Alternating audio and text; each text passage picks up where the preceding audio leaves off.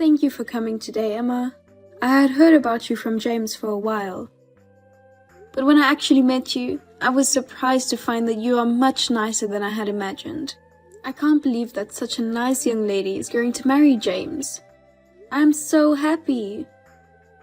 I think my husband is happy in heaven. Please take good care of James from now on. Please come visit us again. Thank you very much. But let me tell you one thing. Please don't see me again. What? I won't visit you during Urban, New Year's, and GW. If necessary, I'll ask only James to go there. Let's not get involved in anything other than weddings and funerals. Huh? What? Why? I'm sorry, did I do something to offend you? No, it's not like that. I just married James and became his wife. I'm not the bride of your family. I'm a stranger to you, not a blood relative. Please be sensible about that. It must be tiring for both of us to care about each other. Please keep contact to a minimum. I'll turn off notifications on my line as well. If you need something, please contact James. But please don't rely on James too much, just because he's the eldest. Don't rely on him too much. I'll invite you to the wedding, but please don't do anything harsh. Do you understand? Huh? I understand. I was told something like, did I do something rude? Was Emma mad at me? Oh, I forgot to tell you, Mom. I'm sorry. Emma was not mad at you. She's just a little cautious. Wary? You mean she's shy? That's not what I meant. To tell the truth, Emma's mother and her grandmother on her father's side had a very bad relationship. Her mother and father's grandmother had a very bad relationship. She's seen them fight since she was little.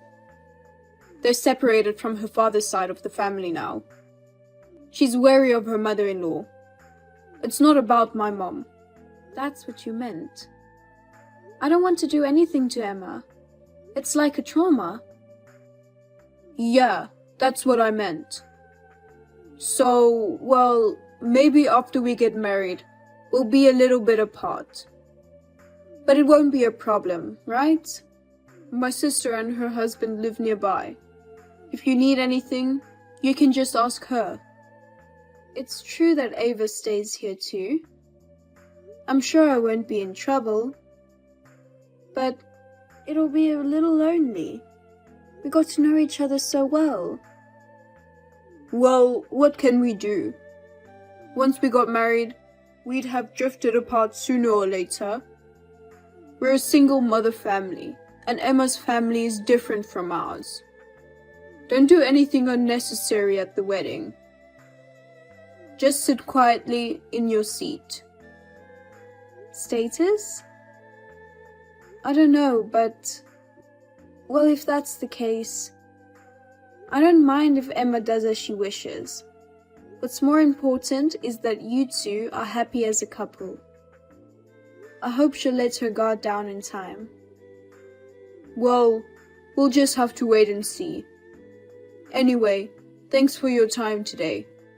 I'll let you know when the wedding date is fixed. Mother-in-law, what is the meaning of this? What in the world is going on? Emma, it's been a while. Congratulations!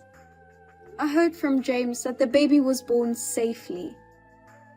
I'm glad to hear both mother and child left the hospital in good health. What is it? Don't act like you're worried about me. Don't even send that. Pretending to be worried? No, I'm not pretending. And what's all that stuff? Baby clothes and money? What do you mean by that? I don't know what you mean. It was supposed to be a baby gift. A small gift. I heard you were going to buy baby clothes. I thought I'd get her some clothes for everyday use, a bib and... I'm sorry, you didn't like it? You've finally shown your true colors. Sending me those cheap clothes and money like that? Like you're trying to ingratiate yourself with me. Are you trying to appeal to your grandchildren? My son is mine and James. He's not your grandson. Just because my son was a boy, you'll say something about an heir. Huh? I didn't mean it like that.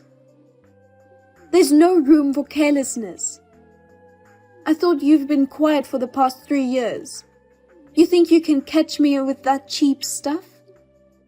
It's just a nuisance. That's why mothers in single-parent households are. I didn't mean it like that. I just wanted to congratulate you. I didn't even know the sex of the baby until just now. No need to make excuses. The child is not your grandchild, and he's not your heir. Besides, there's nothing to inherit from a poor family with a single mother. I never said that. I never thought so. Why do you say that? You're playing the victim. It's so obvious. They don't send unconditional congratulations. We know what they're trying to do. They're just trying to get us with cheap stuff and money. They want us to take care of them in their old age. Don't think you'll get your way. I already threw away those trashy clothes. My parents will give me something better, so I don't need it. What? Oh no. Please don't waste your time like this. No matter how much you try to curry favor with me, I will not associate with you or your relatives. I won't care for my mother-in-law at all. I won't even let my children see her. And please, don't get involved with James anymore. Wait, Emma. You've misunderstood me. Please listen to me. No, there's nothing more to talk about. Pretend we're not here. Goodbye. Mom, what are you doing? I was just getting out the hospital and taking it easy. Don't make Emma angry. I don't know why Emma got mad at me. I just sent my congratulations. I don't know if she blocked me or what, but she hasn't responded. I told you not to interfere as much as possible, but you went to the trouble of sending a congratulatory gift. I don't even know if it was a gift. What do you mean? Don't play dumb with me. Emma was right after all. What did you want us to do with the $3,000 you sent? Were you going to ask us to give you your grandchild? Or you think you would be able to obligate us to live with you? With a mere $3,000. Did you think that you could get close to your son and his wife? Did you think they'd take care of you in your old age? What are you saying, James? What you guys are saying is crazy. What are you thinking? Say it from the beginning. Then let me tell you at this point. I've been putting up with it all my life. Because we were a single mother family. What? I've been lonely because I didn't have a father. I've had a hard time because we were poor. I've always felt ashamed of being a single parent. I've suffered because of you. Even after I got my own place, you held me back with your meager support. When I got married, you tried to interfere with my wife and kids. You tried to do everything according to your wishes. Emma's parents never did anything like that. Hey, James, what are you talking about? I can't live my life being exploited by you anymore. I don't consider people like you my mother. I'd rather just break up with you and be a stranger. I'll live my life with Emma's parents as my parents.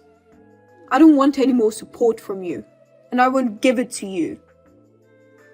I won't let you see your grandchildren, and I won't take care of you.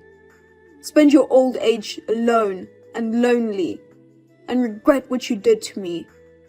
Don't touch my house again. I get it. In short, you want to be insulated from me because being a single parent is a disgrace. With my humble assistance or a mere token of a monetary gift. I don't expect you to take care of me in my old age. Is that what you're saying? That's what I said. It's really annoying, so don't ever get involved with us again. I see. Then, will you get out of my house? Huh? Why? Is the house the apartment we're living in now? Yes. If you don't want my help, I suggest you get out of that apartment you're living in. No, why? This is the apartment I've lived in since college. I don't need my mother telling me to move out. I do. That apartment you guys are living in? I'm the owner. Huh? Owner? Yes. I bought it about 10 years ago. I own the whole place. What? You're lying. It's true. That's why you guys are living there. That's why you guys get to live there for 60% less than the other apartments. Remember when you started college and lived on your own? I introduced that apartment to you. Don't you remember? I did, but I can't believe you're the owner. That's impossible. Where would you get that kind of money? What do you mean, where?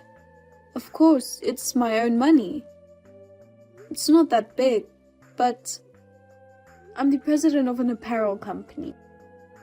I make a fair amount of money. What? President? No. Of course not. We've always been poor. Mom, you were always working to make money. You left me and my sister to the neighbor lady. Neighbor lady? Is she Olivia who used to come to our house? She was my nanny. What? A nanny? When you were little, about a year after your father passed away. The new company I was starting took off and I got busy. I hired Olivia to take care of the housework and babysit. You're talking about Olivia, aren't you? What? A nanny? We could afford that? Why do you think we were poor in the first place? I never given you a hard time financially. I never made you lack for food or clothes. I took you on all kinds of fun and vacations. I sent you to the schools you wanted to go to, from elementary school through high school. I didn't give you hand-me-downs or second-hand school supplies. We gave you brand new ones. I gave you all the club activities and lessons you wanted. I even allowed you to go to college without a scholarship. I never took a penny from you. When have I ever exploited you? Well, no, because when Emma found out I was from a single-parent family, she told me how hard it was for you to be poor, and how lonely it was not having a father. She said she felt sorry for me because my mother exploited me. She always comforted me. That's when I realized we were poor. I thought, what's that? Emma must have had a preconceived notion that a single mother family means poor. And since you don't know any family with both parents, because you don't know any family with both parents are present, you just assumed it was true because of what Emma told you. That's why I thought you were being so harsh to me. That's why. Sorry, Mom. You know, when I think about it, you even paid for my college tuition. You always sent me enough money. We never had a hard time with money. We had a much better life than most people. But I forgot about that. I'm sorry. I was so ungrateful. Don't apologize. I feel better now that I know why you guys hated me. Mom, well... Okay, back to the apartment. I'm going to change the rent back to the regular rent in the next month or so. What? Wait, why? Why what? You don't need my help anymore, do you? If you want to keep living there, pay the regular rent. If that's not possible, then you'll have to move out. Wait a minute. Why? You just cleared up that misunderstanding. I apologized. You said you feel better. All I understood was why you guys were being so stubborn. The condo is a different story. I don't think so. You don't want to think of me as your mother. That you're ashamed of being a single parent. You've suffered because of me. With the same mouth that you said you wanted to cut ties altogether. And now that you've apologized, you want me to continue to support you. I don't think you intend to say something shameless like that, do you? No, that's... Words are like bullets. They hurt people easily, and they can't be taken back. I've already lost my patience. I'm going to do you guys a favor and completely cut you off. No help until now. No help from now on. Even after the worst happens to me, I'll leave my inheritance, my company, and everything to Ava.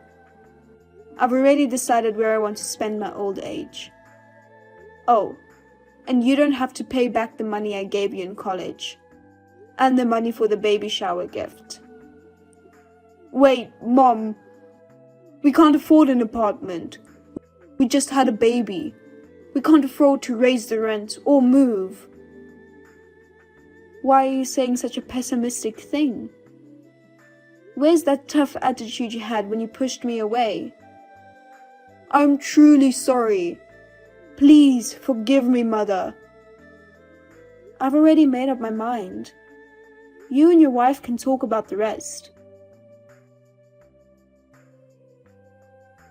Mother-in-law, I'm very sorry until now.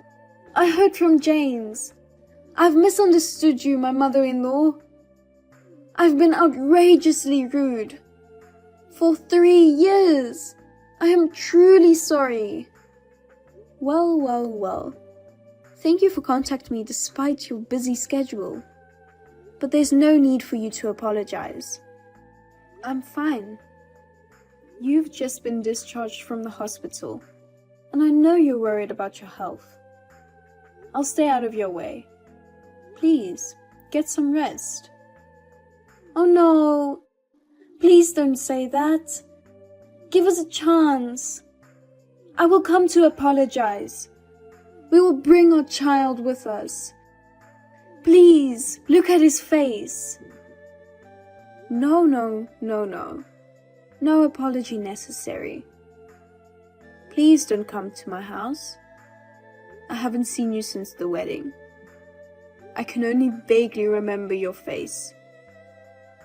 It's nerve-wracking, and we both know how sensitive you are. I don't like the idea of you bringing a newborn baby into the house. What? You don't want to see your grandchild? If you really insulate us like this, I'll never see them again. My daughter and her husband have 4 children. I'm just in time. Besides, they are your children, not mine. Not my grandchildren, right? No, it's not. And you're using your children as a shield to cover up what you did. I don't think that's a good idea. No, I didn't mean it like that. I'm really sorry about... And the baby shower gift. Please allow me to express my belated thanks. I'm sorry about the baby clothes. I'm sorry too. Those baby clothes you threw away because they were cheap? They were my company's baby products. What? Cheap-looking baby clothes made by my company. It wasn't an appropriate celebration. My daughter was happy to use them, so I misunderstood. I'm so sorry. No. I'm so sorry again and again. Really, oh my. Ever since I was a little girl, I watched my mother being bullied by her grandmother. I've had a lot of sarcastic comments myself. I thought if I got married and she served me like that, I thought about the possibility of having my children taken away from me. I was really scared. I really didn't want to get involved in a wife-mother-in-law problem. I understand that your grandmother is a very troubled person. I know that there are people like demons in this world. But my grandmother and I are different people. She's not a creature called a mother-in-law, but a human being. And when I do not do anything, I am harshly rejected. I feel sad and hurt. I'm sorry.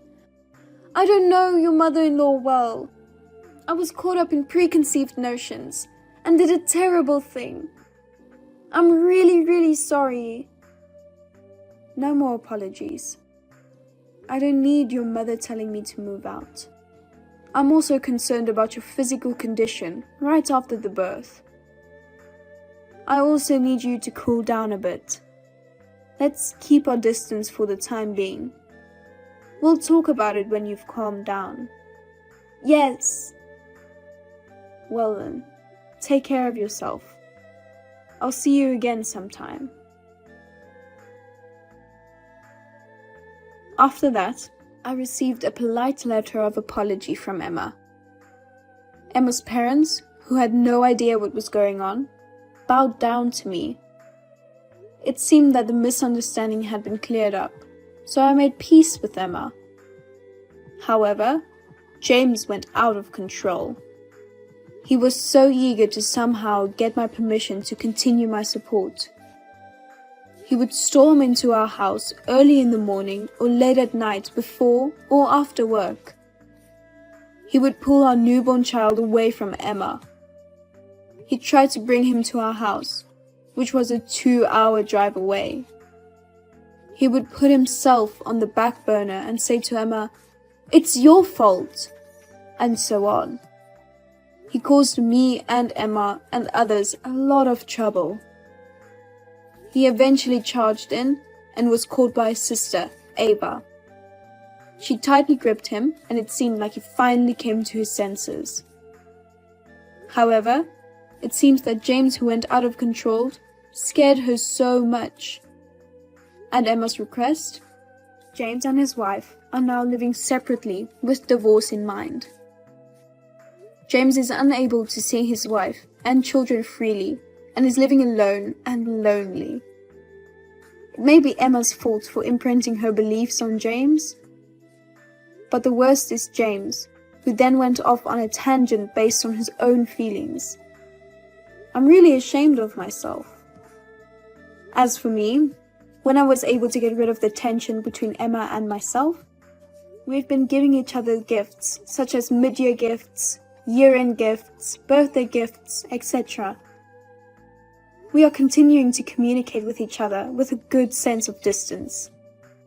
I hope our relationship will continue in a relaxed manner.